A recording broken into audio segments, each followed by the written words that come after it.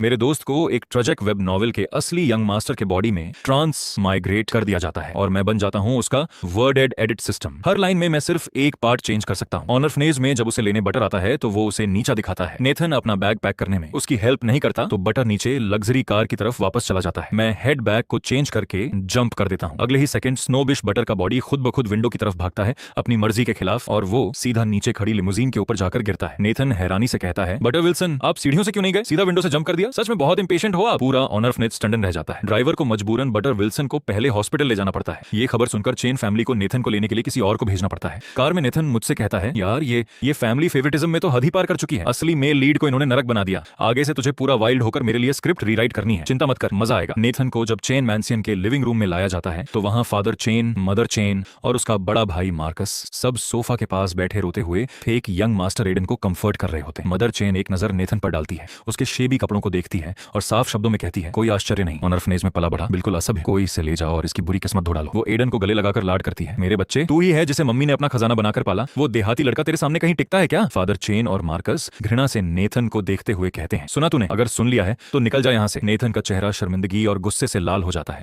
पर प्लॉट के बंधन में बंधा हुआ वो बस आंसू रोक सकता है, नर्वस होकर अपनी शर्ट का किनारा मरोड़ते हुए। यार जल्दी प्लॉट चेंज कर ताकि मैं फाइट बैक कर सकूं। इन बेवकूफों को गाली देनी है मुझे। मैं जल्दी से आगे का प्लॉट देखता हूँ। लिखा होता है, नेथन डर जाता है और बस इतना ही कह पाता है, ठीक है ठीक है। बड़ा स्पिनलेस लगता है। मैं ओके को चेंज करके फाइट बैक कर देता हूँ। अगले ही सेकंड नेथन अपने सीने पर हाथ रखकर कमबैक्स की एक लहर अनलैश कर देता है। तुम लोग मुझे बैड लक समझते हो? मैं तो कहता हूँ पूरी फैमिली ही असली बैड लक है। कुत्ते भी तुम्हें देखकर स्टिकी राइस बिखेर कर प्रेयर करने लगे। तुम मेरी असली माँ हो, फिर भी उसे गले लगाकर अपना खजाना बुला रही हो। शायद जब मुझे जन्म दिया था अपना दिमाग डिलीवरी रूम में ही छोड़ आई थी। 18 साल खाली खोपड़ी के साथ जीना, ये तो सच में मिरेकल है। संभल जाओ, कहीं रिसर्च के लिए डिसेक्ट ना कर दें तुम्हें। मदर चेन स्टंड रह जाती है, बोल नहीं पाती। फादर चेन उछलकर गुस्से से दहाड़ता है, बदतमीज बच्चे, अपनी माँ को गाली देने की हिम्मत कैसे हुई? सिर्फ माँ को नहीं, तुम्हें भी गाली दूंगा। जिसके पास थोड़ा भी दिमाग हो वो अपने बेटे के साथ अच्छा बिहेव करता है, पर तुम्हारा दिमाग शायद वहां फंसा है जहां सूरज नहीं चमकता, क्योंकि तुम एक ट्रैश नामुराद के लिए फादर बन रहे हो और अपने असली बेटे को गाली दे रहे हो। उसके लिए बिजली गिरने से बचना। फादर चेन गुस्से से कांपने लगता है। मार्कस भी फाइट में कूद पड़ता है, टेंट मारते हुए, बदतमीज हरामी, अपनी गंदी जुबान संभाल। मेरी जुबान इतनी गंदी नहीं जितनी तुम्हारी। मार्कस, तुम्हारा रेक्टम सीधा ब्रेन से वायर्ड है क्या? वरना हर बार मुंह खोलते ही गार्बेज कैसे निकलता है? लैक्सेटिव्स लेना बंद कर दो, कहीं अपना दिमाग भी फ्लश ना हो जाए। यार इस पूरी फैमिली में एक भी वर्किंग ब्रेन नहीं है। पता होता तो वापस ही ना आता। कितनी बुरी किस्मत है। लिविंग रूम में सन्नाटा छा जाता है। तीनों नेथन की ब्रूटल इंसल्ट्स सुनकर पैल पड़ जाते हैं। एक पल के लिए किसी को समझ नहीं आता कि जवाब में क्या कहें। एडन खड़ा हो जाता है, आंखें लाल, कहता है, नेथन मुझे माफ कर दो, ये सब मेरी गलती है, प्लीज गाली मत दो। मम्मी पापा मार्कस,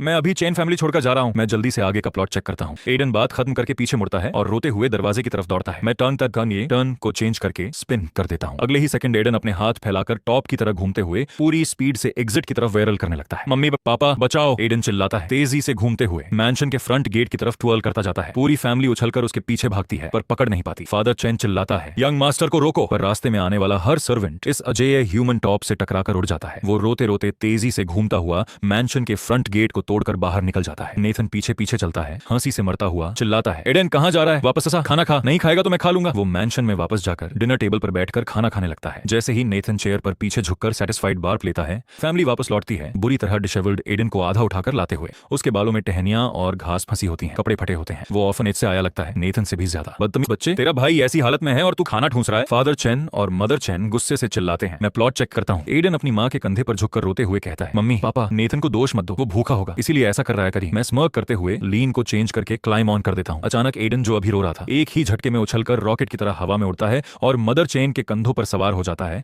अपनी लाइन बोलते हुए, मम्मी पापा, नेथन को दोष मत दो, वो भूखा होगा। पूरी तरह अनप्रिपेयर्ड मदर चेन के घुटने उसका वजन सहन नहीं कर पाते और वो सीधा फर्श पर गिर जाती है। नेथन उछलकर हाथ हिलाते हुए, अरे मम्मी, इतना झुकने की जरूरत नहीं मेरे सामने, जल्दी उठो, कोई इसे नीचे उतारो, मुझसे नहीं संभल रहा। बदतमीज बच्चे, तू क्या कर रहा है? नीचे उतर। फादर चेन और मार्कस दौड़कर एडन को खींचकर नीचे उतारते हैं। नीचे आने के बाद वो अपने ही हाथ पैर देखकर डर और हेल्पलेस महसूस करता है। मदर चेन फर्श पर बैठी गुस्से से उसे घूरती है, तुझे हुआ क्या है? प्लॉट फिर से अपीयर होता है। एडन होश में आकर अपनी माँ का गुस्से से भरा चेहरा देखकर रोते हुए माफी मांगने लगता है। मैं looks at his mother's furious face को चेंज करके स्लैप्स हिज मदर्स फेस कर देता हूँ। अगले ही सेकंड एडन दोनों हाथों से मदर चेन को जोर से थप्पड़ मारता है, रोते हुए सॉरी कहता जाता है और मारता जाता है, मम्मी मेरा मतलब नहीं था। मदर चेन होश खो बैठती है, कई सॉलिड थप्पड़ खा जाती है। तेरी हिम्मत कैसे हुई मुझे मारने की? वो चिल्लाकर भागने की कोशिश करती है, पर एडन के हाथ जैसे उसके चेहरे से चिपके हों, वो जहां भी भागे उसका पीछा करते हैं। फादर चेन और मार्कस ये देखकर गुस्से से पागल होने की कगार पर दौड़कर उसे पकड़ लेते हैं। अगला प्लॉट आता है। फादर चेन एडन को 2 थप्पड़ मारता है डिसग्रेस कहते हुए। एडन चेहरा ढककर बार बार माफी मांगता है। मार्कस नरम पड़कर दौड़ता है उसे शील्ड करने। मैं स्मर्क करते हुए 2 थप्पड़ को चेंज करके 200 थप्पड़ कर देता हूं और शील्ड हिम को एल्बो हिम कर देता हूँ। अगले ही सेकंड लिविंग रूम एक पूरी जंग का मैदान बन जाता है। फादर चेन लगातार एडन को थप्पड़ों की बरसात करने लगता है। एडन के गाल सूज कर लाल हो जाते हैं। वो चिल्लाता है,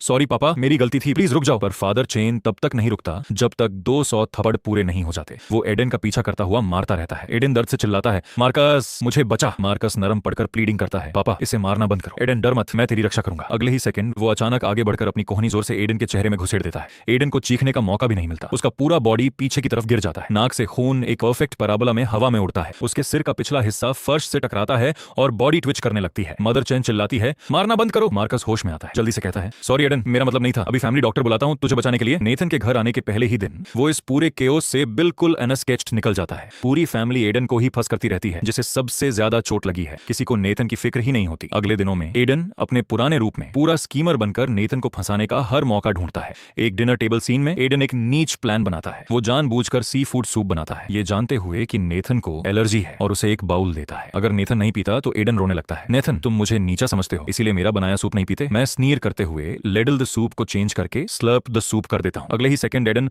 अचानक लेडल फेंककर अपना चेहरा सूप पॉट में डुबोकर जोर से स्लर्प करते हुए एक बड़ा घूंट सूप पी लेता है। उसका चेहरा ओनियल और सब्जियों से भर जाता है। फिर पूरी फैमिली की हॉरिफाइड नजरों के सामने वो सूप नेथन के सामने रखे बाउल में उगल देता है और साथ में फिर बोलता है, नेथन तुम मुझे नीचा समझते हो, इसीलिए मेरा बनाया सूप नहीं पीते। नेथन कुछ जवाब दे पाता उससे पहले पूरी फैमिली एडन पर बरस पड़ती है कि उसे कुछ गड़बड़ है। फादर चेन उसे पनिशमेंट के तौर पर पूरा पॉट अकेले पीने पर मजबूर करता है। इतना सी फूड सूप पीने के बाद एडन पूरी रात टॉयलेट में बिताता है, लगभग कोलैप्स हो जाता है। अगले फ्रेम अप सीन में एडन चुपके से अपनी डायमंड वॉच नेथन के पिलो के नीचे छुपाता है, फिर पूरी फैमिली को बुलाकर थीफ पकड़ने का ड्रामा करता है। मैं अंडर नेथन्स पिलो को चेंज करके अंडर नेथन्स हेड कर देता हूं। अगले ही सेकंड एडन वॉच पकड़कर नीचे भागता है। पूरी फैमिली के सामने वो नेथन का सिर उठाता है जो काकिटा काउच पर लेटा होता है और वॉच उसकी खोपड़ी के पीछे ठूंस देता है। फिर चिल्लाता है, मम्मी पापा नेथन मेरी डायमंड वॉच गायब है, क्या नेथन ने ली? पूरी फैमिली चुप हो जाती है, उसे ऐसे देखते हुए जैसे उसका दिमाग खराब हो गया हो। लंबी चुप्पी के बाद मार्कस दांत पीसते हुए कहता है, एडन ये तो किसी कॉमेडी स्केच से भी ज्यादा फनी था। अपनी हरकत का एहसास होते ही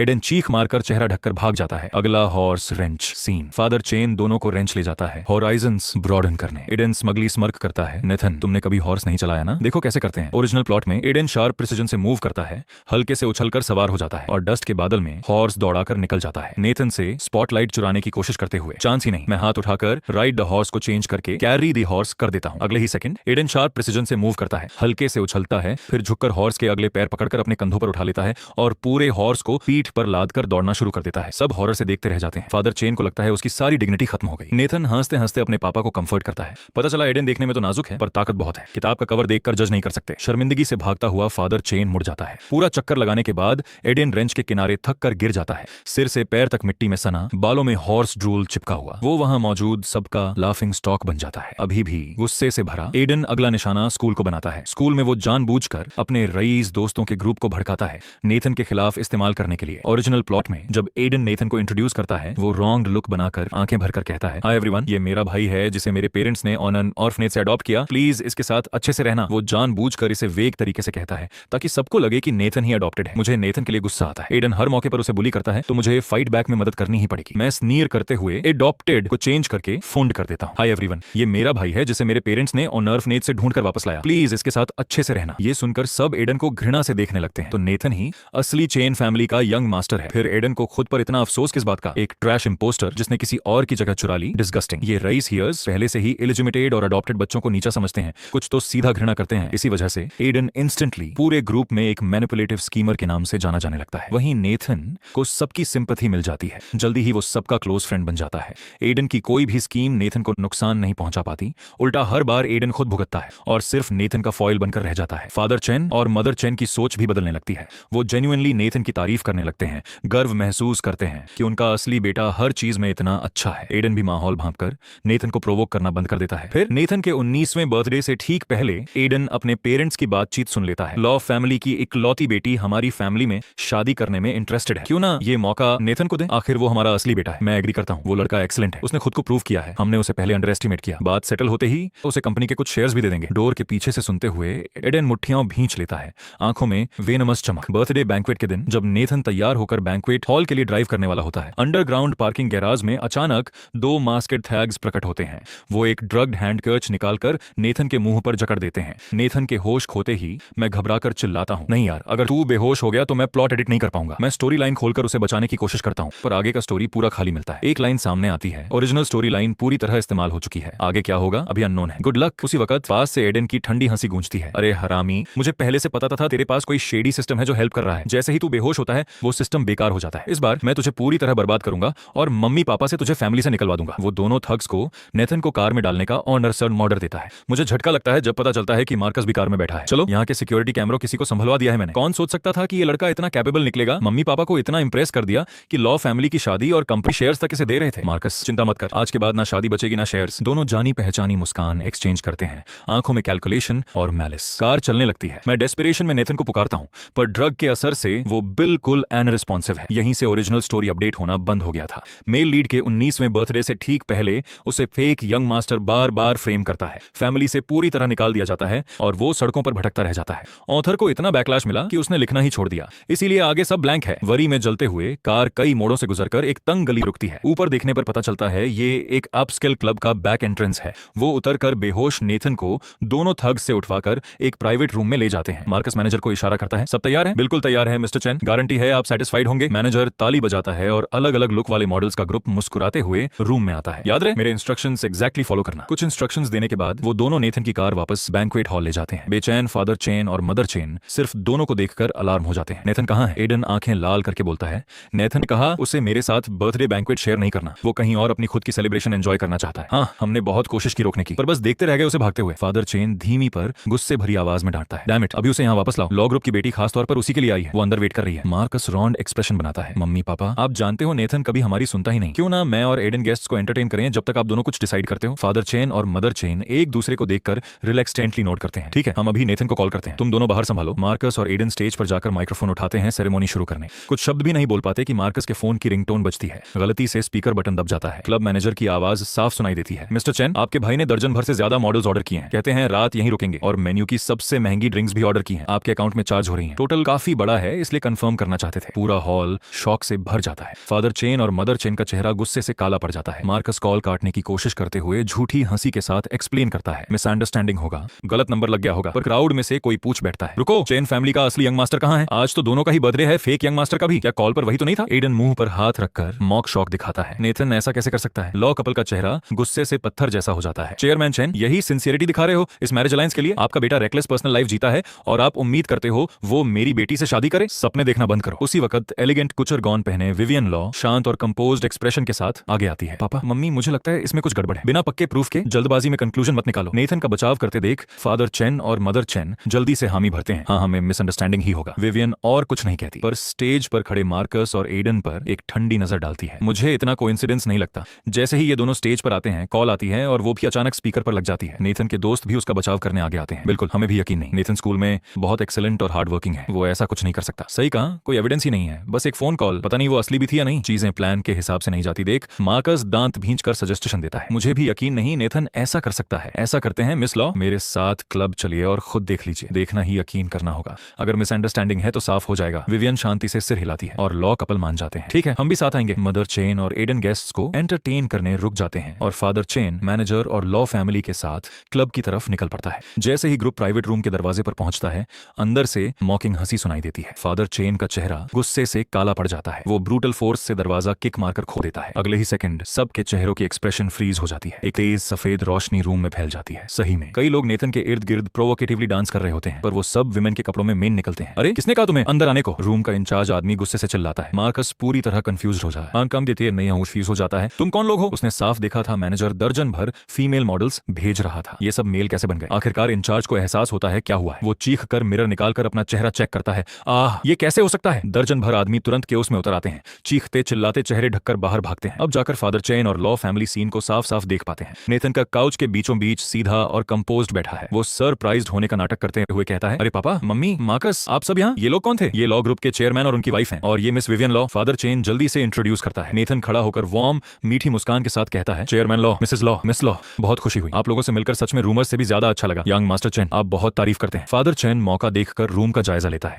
और जब कंफर्म हो जाता है नेथन ने कुछ गलत नहीं किया, तब जाकर सुकून की सांस लेता है। तुम बैंकेट हॉल क्यों नहीं गए? यहाँ क्या कर रहे थे? ये सुनकर नेथन मार्कस को रिजेंटफुल नजरों से देखता है, फिर एग्जैक्टली वही बोलता है जो मैंने कोच किया था। मार्कस ने मुझे यहाँ आने को कहा था, बोला था कुछ इंपॉर्टेंट लोगों से मिलवाना है। मैं वेट कर ही रहा था कि अचानक ये दर्जन भर लोग अंदर आ गए, इंसिस्ट करने लगे मेरे लिए डांस करने का। मुझे थोड़ा एंटरटेनिंग लगा तो कर लेने दिया, ज्यादा कुछ सोचा नहीं। मार्कस, तुम इंपॉर्टेंट लोग कौन थे? चेयरमैन लॉ, उनकी वाइफ और मिस लॉ, पर हमें उनसे यहाँ मिलने की क्या जरूरत थी? बैंक्वेट में भी तो मिल सकते थे। सब मार्कस को कंफ्यूज्ड नजरों से देखते हैं। इस पल उसका दिमाग पैनिक से रेसिंग कर रहा है। ये सब कैसे हुआ? नेथन कब जागा? फीमेल मॉडल्स मेल कैसे बन गए? पर उसे पता है अभी ओवर थिंकिंग का टाइम नहीं है। वो फोर्स से मुस्कुराता है, क्योंकि मुझे डर था एडन को बुरा लगेगा पापा। उसे अभी नहीं पता कि लॉ फैमिली नेथन से शादी अरेंज करना चाहती है। मुझे लगा उसे अपसेट होगा, इसलिए यही बेस्ट प्लान था मेरे पास। बहुत मेहनत की तुमने उसके लिए। पर वो फोन कॉल, वो क्लब मैनेजर ने गलत नंबर डायल किया होगा। मैनेजर से पूछकर पता कर लेते हैं। वो क्लब मैनेजर को बुलाता है। मैनेजर मार्कस के इशारे पर बार बार माफी मांगता है। बहुत सॉरी मिस्टर चेन, आपका नंबर किसी और जेंटलमैन के नंबर से मिल गया। चीजें क्लियर होते ही फादर चेन हाथ हिलाकर कहता है, चूंकि सब मिसअंडरस्टैंडिंग था, जाओ नेथन के लिए साफ साफ बात क्लियर कर दो, वरना उसकी रेपुटेशन को नुकसान हो सकता है। मार्कस को नोट करना पड़ता है। अंदर ही अंदर उबलते हुए विवियन बोलती है, मैं भी यंग मास्टर चेन के साथ ही वापस जाऊंगी। किसी को दोनों को थोड़ा अकेला समय देने में आपत्ति नहीं। सब सहमति में नोट करते हैं। फादर चेन एक रिलेक्वेंट मार्कस को अपनी कार में खींच ले जाता है। मैं साथ चलता हूं जब नेथन विवियन की कार की पैसेंजर सीट में बैठता है। उसके परफ्यूम की एक प्लेजेंट वुडी खुशबू हवा में फैलती है। मुझे उम्मीद नहीं थी तुम इतने कैपेबल निकलोगे नेथन। उसके होंठों के कोने एक प्यारी मुस्कान में कर्ल होते हैं। नेथन एक पल के लिए बोल ही नहीं पाता। तुम मुझे जानती हो? हाँ, एक्चुअली हम 10 साल से एक दूसरे को जानते हैं, हालांकि शायद तुम्हें याद नहीं। ड्राइव करते हुए वो 10 साल पहले की स्टोरी बताना शुरू करती है। असल में जब ओरिजिनल मेल लीड 9 साल का था,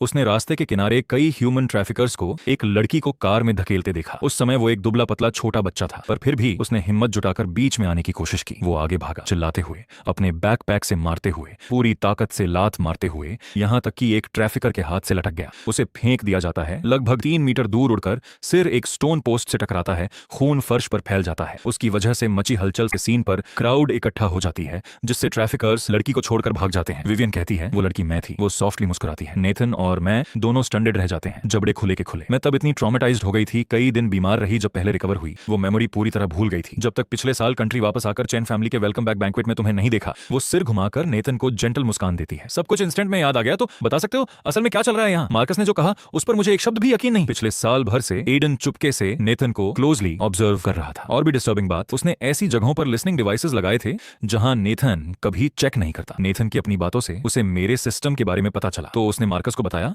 समझाते हुए कि सिस्टम सिर्फ तभी काम करता है जब नेथन कॉन्शियस हो। ये सुनकर मार्कस मुस्कुराता है। अच्छा हुआ तुम्हें ये पता चल गया, वरना हम दोनों उसके हाथों सब कुछ खो बैठते। और इस तरह वो एडन के साथ टीम अप करने का फैसला करता है, नेथन को फैमिली से बाहर निकालने के लिए। अभी अभी यहाँ आते वक्त क्लब की फीमेल मॉडल्स नेथन को दवा दे चुकी होती हैं, उसे जगाने के लिए। बस उस एग्जैक्ट पल का वेट कर रही थी जब दरवाजा खुले, ताकि नेथन को रंगे हाथ पकड़ा जा सके और आरोप कंफर्म हो सके कि वो मॉडल्स के साथ मस्ती करने आया था। जैसे ही नेथन को होश आता है, मेरा सिस्टम फिर से एक्टिवेट हो जाता है। स्टोरी लाइन पॉपअप होती है। फादर चेन रूम का दरवाजा फोर्स से किक करके खोलता है और अंदर कदम रखते ही दर्जन भर क्लब फीमेल मॉडल्स नेथन को घेरे देखता है। बिना दूसरा सोचे मैं फीमेल मॉडल्स को चेंज करके सीधा मेल मॉडल्स कर देता हूँ। यही वजह है वो बिज़ायर सीन अभी अभी हुआ। ये सुनकर नेथन माथे से ठंडा पसीना पोंछते हुए कहता है, यार तेरी वजह से एक बार फिर बच गया। कोई बात नहीं, पर विवियन को कैसे एक्सप्लेन करेगा? उसे सिस्टम के बारे में नहीं बताना चाहिए। मुझे डर है वो सोचेगी तेरा दिमाग खराब हो गया। बस देख मुझे। नेथन गला साफ करके विवियन से मिस्टीरियस और प्रोफाउंड अंदाज में कहता है, जल्दी ही पता चल जाएगा। मैं हवा में तैरते हुए उसे एडमिरेशन का जेस्चर देता हूँ। इस बीच फादर चेन जब मार्कस और लॉ कपल के साथ बैंक्वेट हॉल वापस लौटता है, एडन जल्दी से ग्रीट करने आता है। पापा, मम्मी, मार्कस से नेथन मिला। उसे किसी के चेहरे पर वो एक्सप्रेशन नहीं दिखता जिसकी उसे उम्मीद थी,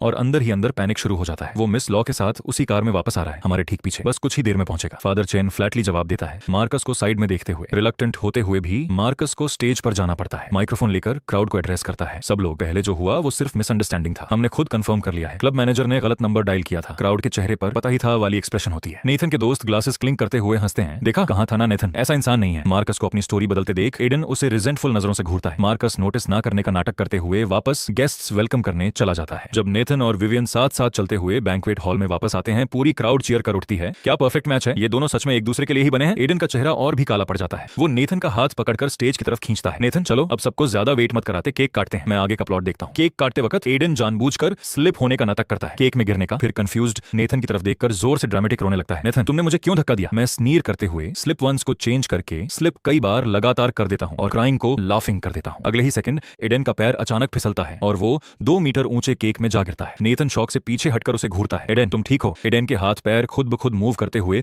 उसे वापस खींचकर खड़ा कर देते हैं। वो बिल्कुल उसी जगह वापस आकर फिर से केक में धड़ाम से गिर जाता है। क्राउड एस्टोनिशमेंट से देखती है, आखिर हो क्या रहा है? एडन फर्श से उठकर फिर उसी जगह जाकर फिर गिरता है। ये बार बार होता रहता है। 5वीं बार तक उसका सूट पूरी तरह फ्रॉस्टिंग में लिथड़ा होता है, चेहरा रेनबो कलर्ड मैस बन चुका होता है। बदतमीज बच्चे, तू क्या कर रहा है? अभी रुक जा। फादर चेन और मदर चेन पूरी तरह ह्यूमिलेटेड महसूस करते हुए गुस्से से चिल्लाते हैं, पर एडन कोई ध्यान नहीं देता। कई बार और फॉल रिपीट करता है। केक पूरी तरह क्रश होकर बर्बाद हो चुका होता है। सिर से पैर तक मेस में सना एडन थोड़ी दूर खड़े नेथन को देखता है और अनकंट्रोलेबल हंसी में फूट पड़ता है। हाँ, पूरा रूम पूरी तरह स्टन्ड रह जाता है। नेथन बिल्कुल इनोसेंट बनकर कहता है, हाँ एडन, तुम बार बार क्यों कह रहे हो मैंने धक्का दिया? आओ, मैं तो यहाँ इतनी दूर खड़ा हूँ, मैं तुम्हें कैसे धक्का दे सकता हूँ? तुम खुद ही गिरे साफ साफ।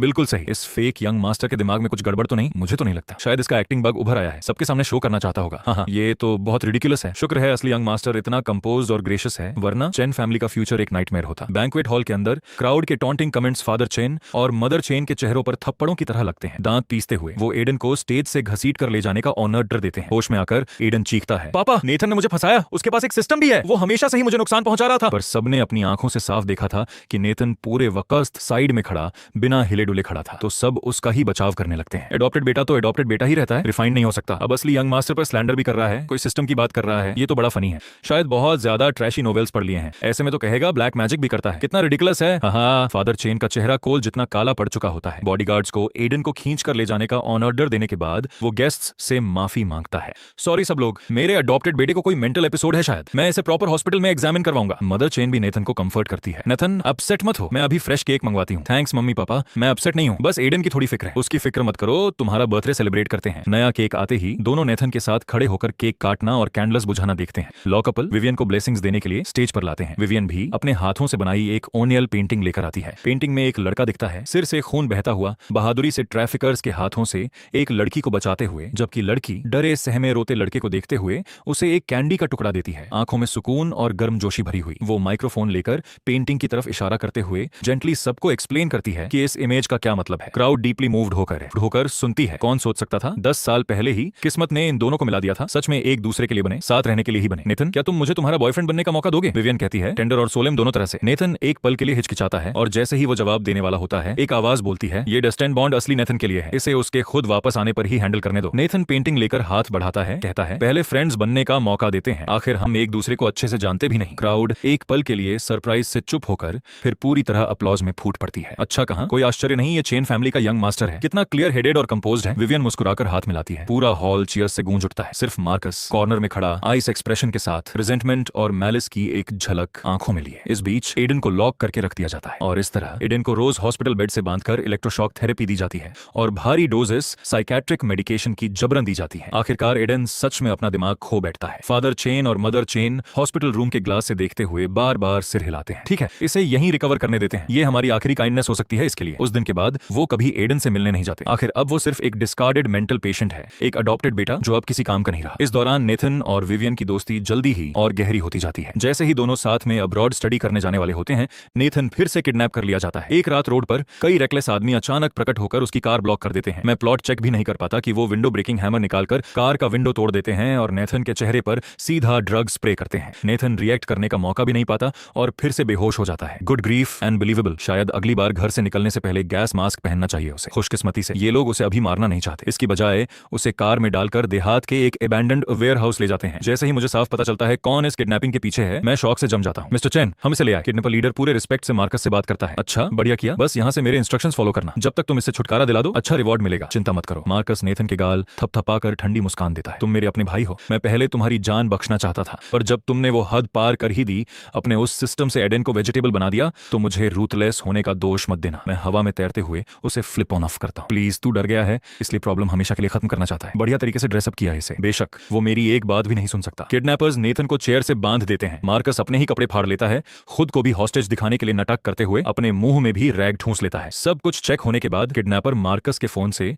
फादर चेन को कॉल करता है। कॉल कनेक्ट होते ही वो कैमरा को बेहोश नेथन और टेरिफाइड स्ट्रगलिंग का नाटक करते मार्कस की तरफ पॉइंट करता है। चेयरमैन चेन, आपके दोनों बेटे हमारे हाथ में हैं, पुलिस को कॉल करने की सोचना भी मत, वरना हम इन्हें तुरंत खत्म कर देंगे। फादर चेन और मदर चेन पूरी तरह डर से पागल हो जाते हैं। फ्रैंटिकली प्लीड करते हैं, प्लीज कुछ रैश मत करना, प्लीज उन्हें नुकसान मत पहुंचाना, जो चाहो बात कर सकते हैं। सही सही, मैंने सुना है चेयरमैन चेन हमेशा अपने दोनों बेटों को वैल्यू करते हैं। यहाँ एक चॉइस है तुम्हारे लिए, एक 100 मिलियन, पर सिर्फ एक को बचा सकते हो। क्या दोनों को नहीं बचा सकते? दोनों की रंगत उड़ जाती है, आवाज कांपती है। किडनैपर लीडर सिर उठाकर विशस आंखों से देखता है। नहीं, आधे घंटे में 100 मिलियन कैश लेकर आओ और कोई चालाकी करने की कोशिश मत करना, वरना दोनों मर जाएंगे। मैं 200 मिलियन दूंगा, क्या दोनों को प्लीज छोड़ नहीं सकते? जैसे ही मदर चेन खड़ी होने वाली होती है, मार्कस अचानक मुंह से रैग थूक कर चीखता है, मम्मी पापा मुझे भूल जाओ, पहले नेथन को बचाओ। मैं चुपचाप उसका ये परफॉर्मेंस देखता रहता हूँ। तेरे हरामी, तुझे चुप रहने को कहा था। किडनैपर लीडर जोर से थप्पड़ मारता है। एक सबऑर्डिनेट जल्दी रैग उठाकर वापस उसके मुंह में ठूंस देता है। बोलने का शौक है ना, कोई इसके सारे दांत तोड़ दो, फिर नंगा करके लटका कर मारो। मार्कस को फ्रेम से खींचकर बाहर ले जाया लाया जाता है। मदर चेन तीखी चीख मारती है, नहीं प्लीज हम उसे चुनते हैं, प्लीज मेरे बेटे को नुकसान मत पहुंचाओ। जान नेथन अब बेहोश है, वो इमीडिएट डेंजर में नहीं है, पहले अपने बड़े बेटे को बचाते हैं, प्लीज प्लीज जल्दी डिसाइड करो। ठीक है वेट करो, मैं अभी पैसे लेकर आता हूँ। आधे घंटे बाद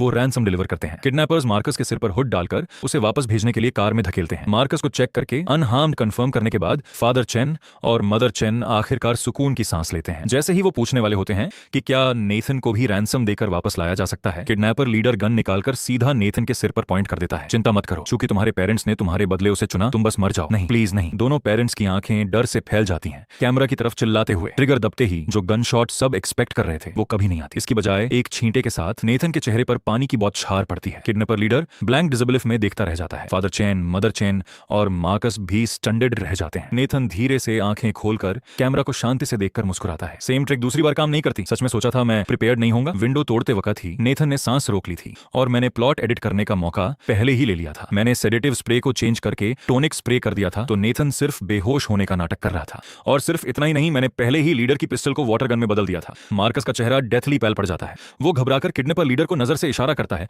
पर लीडर कुछ समझ न पाते हुए कंफ्यूज्ड होकर हवा में कुछ शॉट्स और फायर करता है, चारों तरफ पानी छिटकाते हुए। डैम इट, मुझे यकीन नहीं आ रहा आज इसे खत्म नहीं कर पा रहा। चाकू लाओ, मैं प्लॉट चेक करता हूँ। एक सबऑर्डिनेट जल्दी अपनी वेस्ट बैंड से चाकू निकालकर देने आता है। मैं नाइफ को चेंज करके पूप कर देता हूँ। फिर सबऑर्डिनेट अपनी वेस्ट बैंड के पीछे से एक गर्म लंप ऑफ फीसीज निकालकर सीधा हाथ में थमा देता है। किडनैपर लीडर गुस्से से बेकाबू हो जाता है। वो दूसरे हेंचमैन के हाथ से गन छीनकर उसी वक्त उसे शूट करने का इरादा बनाता है। मैं जल्दी से आगे का प्लॉट देखता हूँ। लीडर ट्रिगर दबाता है, अपने ही सबऑर्डिनेट की तरफ एम करते हुए। मैं स्मर्क करते हुए सबऑर्डिनेट को चेंज करके हिज ओन ग्रॉइन कर देता हूँ। अगले ही सेकंड लीडर अपनी बांह मरोड़कर अचानक गन सीधा अपने ही क्रॉच पर एम कर देता है। गन शॉट की आवाज के साथ लीडर दर्द से चीख उठता है। गन फेंक कर दर्द से फर्श पर लौटता है, रुकते ही नहीं। हेंचमैन घबराकर उसे हेल्प करने दौड़ते हैं। मैं फिर से प्लॉट एडिट करके हेल्प हिम को चेंज करके बीट हिम कर देता हूं। अगले ही सेकंड सबकी एक्सप्रेशन एक साथ बदल जाती है और वो अपनी वेब बैंड से हथियार निकालने लगते हैं। एक के पास विप, दूसरे के पास फोल्डिंग स्टूल और एक पार्टिकुलरली वाइसियस आदमी के पास ब्रिक। लीडर अपना क्रोटच पकड़े, एक्सप्रेशन एगोनी से शेयर टेरर में बदल जाती है। तुम सब क्या कर रहे हो? पीछे हटो। किडनैपर्स को एक दूसरे पर पलटता देख फादर चेन और मदर चेन जल्दी से पुलिस बुलाते हैं। जब तक पुलिस अबैंडन फैक्ट्री पहुंचती है, लीडर पहले ही लगभग मौका दिए मौत के कगार तक पीटा जा चुका होता है और वो और उसके सारे आदमी सक्सेसफुली अरेस्ट कर लिए जाते हैं। नेथन को भी बचा लिया जाता है। फादर चेन और मदर चेन सीन पर दौड़ते हुए आते हैं, उसका हाथ पकड़कर चेहरे पर गिल्ट और फियर लिए। हमें बहुत सॉरी है नेथन, तुम हमें दोष तो नहीं दोगे कि हमारे पास पैसे नहीं थे तुम्हें पहले बचाने के लिए? मैं दोष नहीं दूंगा, आखिर मार्कस उस वक्त ज्यादा डेंजर में था। दोनों का नेथन के लिए अफेक्शन और भी बढ़ जाता है। पर पुलिस इन्वेस्टिगेशन के बाद जब साफ हो जाता है कि मार्कस ही पूरी किडनैपिंग का मास्टरमाइंड था, दोनों पूरी तरह फ्लोर्ड रह जाते हैं। अनग्रेटफुल बेटे, मुझे यकीन नहीं आ रहा तू इतना वायस हो सकता है। तूने सच में अपने ही भाई को मारने की कोशिश की। मार्कस खुद को एक्सप्लेन करने की कोशिश करता है, पर कई किडनैपर्स हायर्ड हिट का एविडेंस प्रोवाइड करते हैं और मार्कस इंस्टेंटली स्पीलेस रह जाता है। पहले उसे डर था कि मार्कस पैसे देने से मुकर जाएगा, तो किडनैपर लीडर ने पहले ही अपने एक आदमी को मार्कस की सारी इंस्ट्रक्शंस सीक्रेटली रिकॉर्ड करने का ऑन ऑर्डर दे रखा था। अब विटनेस ऑन एविडेंस दोनों हाथ में होने से मार्कस पर hiring criminals for kidnapping, intentional assault और अटेम्प्टेड मर्डर के चार्जेस लगते हैं। तीनों चार्जेस ऑफिशियली कंफर्म होते हैं। तीनों सेंटेंसेस मिलाकर उसे 20 साल की जेल होती है। कोर्ट में वो नेथन पर बिटर गुस्से से हमला बोलता है, एक्सेप्ट नहीं कर पाता। 19 साल पहले जिस पल तुझे स्वैप किया गया था, मुझे उसी वक्त तेरा गला घोंट देना चाहिए था। तभी जाकर फादर चेन और मदर चेन को एहसास होता है कि उसकी कैलकुलेटिंग नेचर इतनी डीप थी। तब भी फैमिली फॉर्च्यून को पूरी तरह अपने लिए क्लेम करने के लिए इस हद तक क्रुएल्टी पर उतर आया। सीक्रेटली नेथन को पहले बचाने का नाटक भी सिर्फ कवर था। यही असल में तूने